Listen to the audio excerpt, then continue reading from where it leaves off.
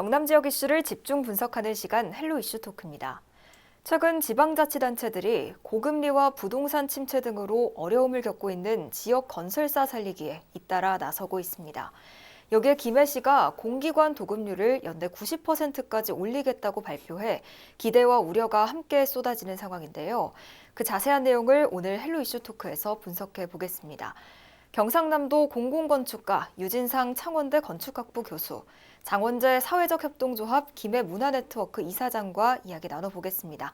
네, 두 분 어서 오십시오. 네, 반갑습니다. 네, 반갑습니다. 네, 교수님 먼저 김해시가 지역업체 도급률을 늘리겠다고 발표했습니다. 이게 어떤 의미입니까? 도급을 그 법률적 사전적 의미 찾아보면 네. 어떠한 일을 완성을 약속으로 일정의 그 대가를 지급하기로 하는 상호간의 계약 이렇게 나와 있거든요. 이게 민법에 네. 나와 있습니다. 근데 이제 요즘 건설, 방송, 전시 다 마찬가지인데 옛날처럼 그 좀 대기업이라고 해서 모든 공정의 인원이나 장비를 다 가지고 있지 않기 때문에 특정 부분의 일을 떼서 도급을 주는 게 이제 일상화되어 있는데 네. 도급을 주는 쪽에서 이제 하청업체 원자재 등을 직접 제공하면 시급이라고도 하고 이렇게 뭐 용어가 좀 세분화되기도 합니다. 이 도급률, 지역업체 도급률을 늘리겠다는 건 공공기관에서 행사나 공사 등을 또는 물품 구매를 할 때 지역업체에 일을 많이 맡기겠다는 의미고 이걸 이제 김해에서 이제 높이기로 했기 때문에 김해에 있는 업체를 많이 선정하겠다 이런 거고 지역업체 이용률을 높여서 결국에는 지역 경제를 살리겠다는 의지가 이제 포함되어 있는 거죠. 네, 그렇다면 현재 김해시의 지역업체 도급률은 어떻게 되고 또 앞으로 목표로 하는 도급률은 어떻게 됩니까? 네, 지난해 김해 지역업체 수익 계약률이 네. 86.99 이제 87%에 가까웠는데 그 전년도가 87.7%였어요. 약간 네. 줄어들었는데 그걸 다시 이제 90%로 당기겠다는 목표치를 제시를 했습니다. 그리고 이제 실제로 올해 8월에 보면 88%로 좀 더 상향이 됐었고요. 이제 그래서 올 연말까지 90%를 올리겠다는 건데, 사실 김해시의 지역 업체 도급률은 이미 88% 이 정도면 전국적으로 좀 지명도가 있는 높은 편인데, 인천의 경우에 올해 인천이 지난해에 비해 32%를 상향을 시켜서 올해 도급률이 95.9%가 됐어요.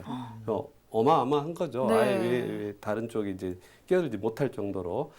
그러다 보니까 특정 지역에서 지역업체 도급률을 높이면 네. 상대적으로 동시다발적으로 자기 보호 본능이 발동을 해서 일반적으로 같이 높아지는 경향을 보이는데 김해가 이제 첫 발을 뗐다고 볼 수 있겠습니다.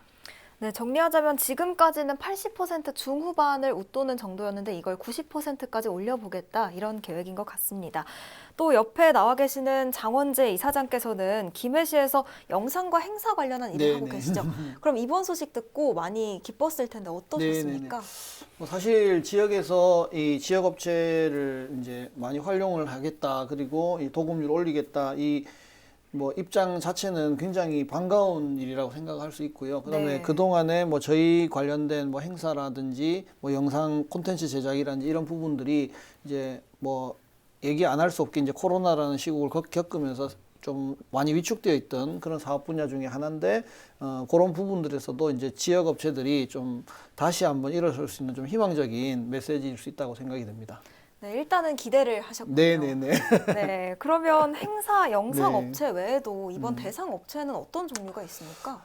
앞서서 이제 우리 유진상 교수님 말씀해 주신 것처럼 네. 주로 사실 예산이 좀 큰 분야는 건축이라든지 뭐 설비, 그 김해 같은 경우에는 지금 그 김해 방문회라든지 전국체전을 또 앞두고 있기 때문에 그쪽 관련된 뭐 시설 사업들이 좀 괜히 많은 것으로 알고 있습니다. 그리고 청소 네. 용역이라든지 그 분야 외에도 조금 전에 제가 말씀드렸던 것처럼 지역 내에 이루어지는 다양한 축제, 그다음에 행사, 그리고 문화 콘텐츠 관련된 이제 콘텐츠 사업 분야가 이제 대상이 될 수 있다고 생각합니다.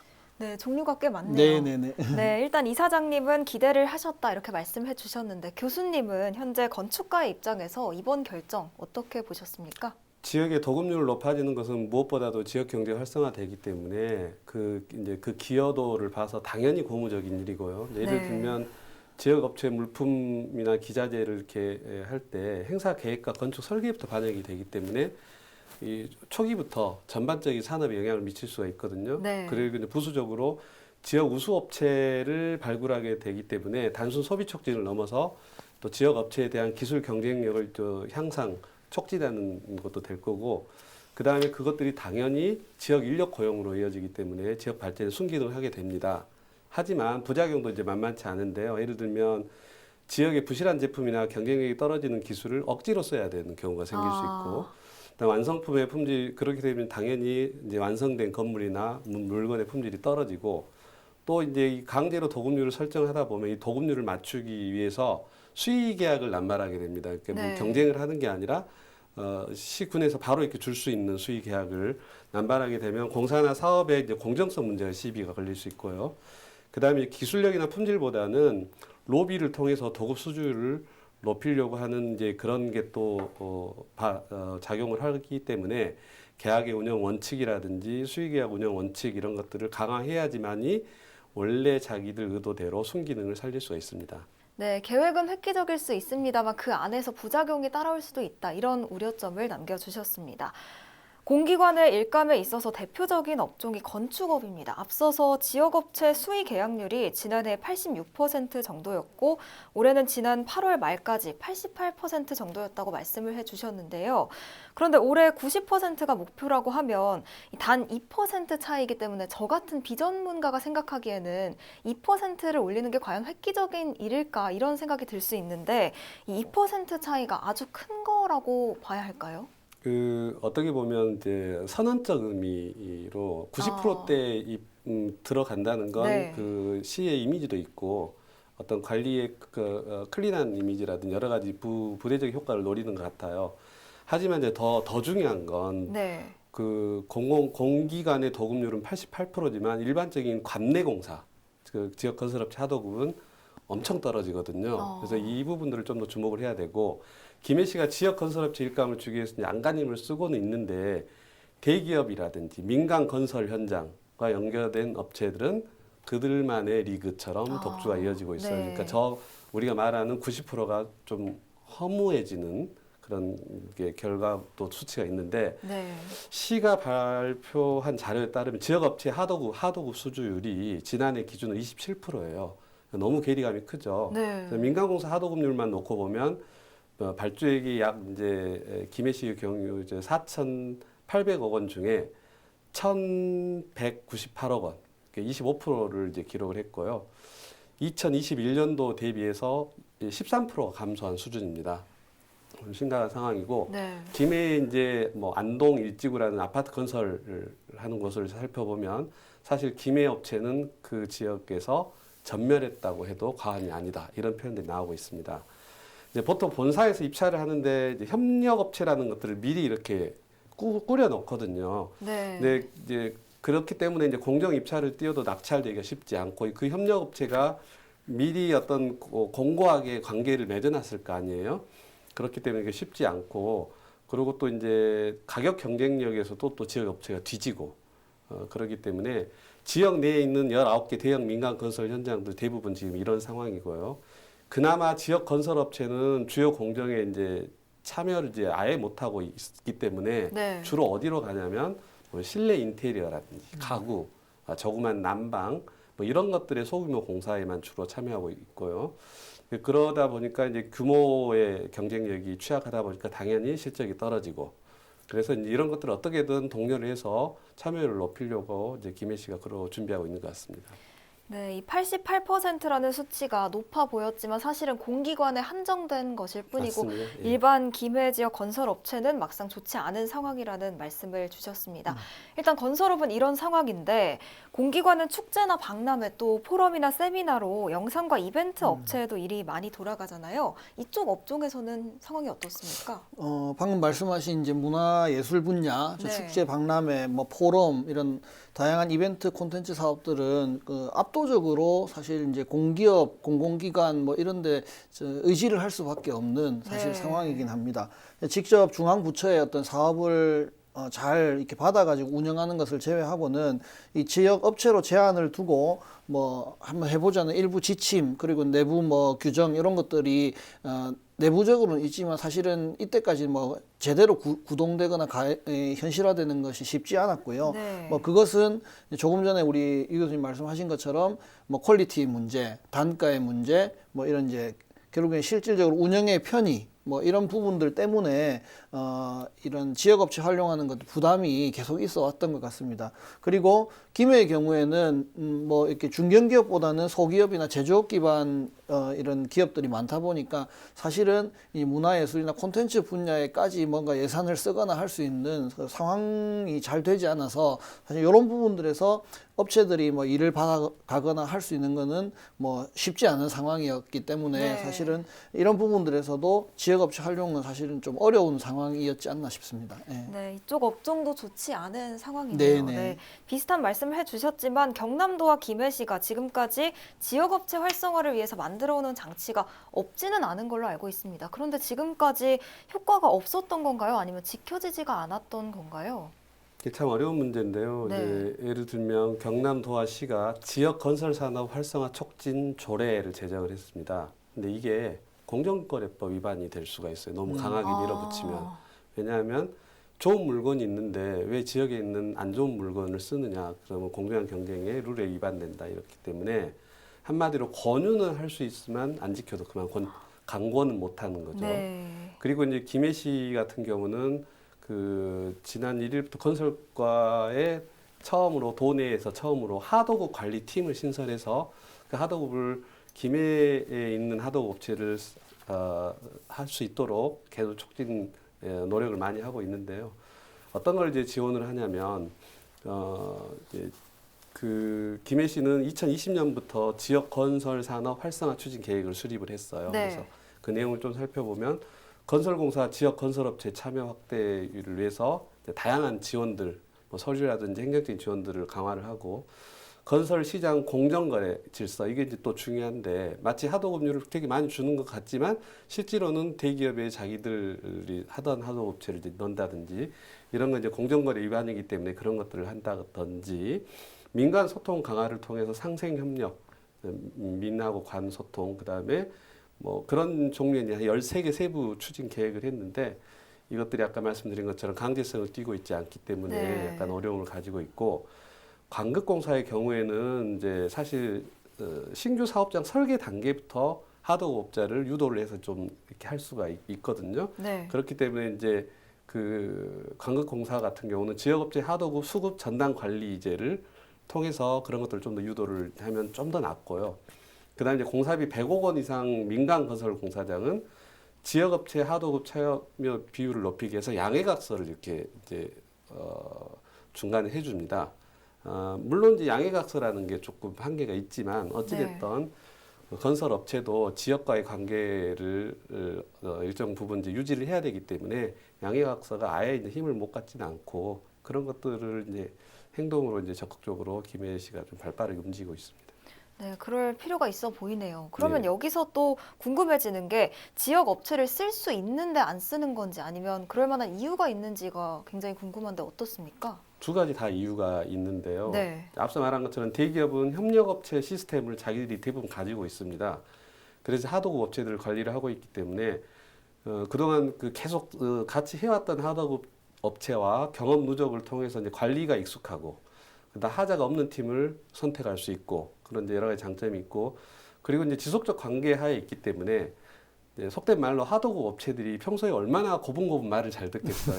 네. 그런 부분도 있고 그다음 이제 그렇기 때문에 새롭게 지역 업체를 굳이 발굴해서 쓸 필요가 없는 거죠. 그리고 이제 경비 절감이 제일 큰데 경비 절감을 위해서 자격이 없는 불법 하도급을 쓰는 경우가 굉장히 많아요. 뭐 그런데 불법 하도급을 하다 보면 이제 그런 것들이 특히 공공발주보다 민간 발주에서 이제 훨씬 많이 발생을 하고 있는데 사실은 이런 것들이 있죠. 총체적으로 해서 네. 쓰는 이유고 반면에 쓸 수 있는데 아예 못 쓰는 경우도 있는데 공사의 품질이 담보되려면 이제 규모의 경제가 필요해요. 근데 지역 업체가 규모가 너무 작기 때문에 지역 업체들이 서로 합종 연행해도 몸집 불리기가 쉽지가 않거든요. 그래서 거기서 이제 가격 경쟁력이라든지 이런 데서 자동으로 도태가 되고 무리해서 지역 업체를 써주고 싶어도 시공 능력이 떨어지는 경우가 만만치 않게 많습니다. 네. 그래서 이제 김해시 같은 경우는 아까 여러 가지 정책 중에